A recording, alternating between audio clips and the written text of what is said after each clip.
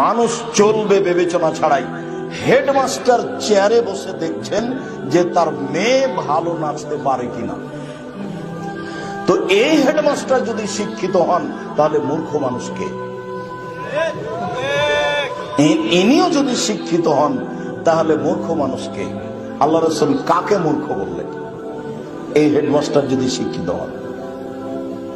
তোমাদের সামাজিক chairman member যদি নিয়মিত থিয়েটার যাত্রা মেয়েদেরকে নিয়ে এসে গান মেয়েদের ব্যবস্থা করে নাচের, তাহলে সমাজ সেবক যদি এই হয় তাহলে সমাজের ক্ষতি করে কে?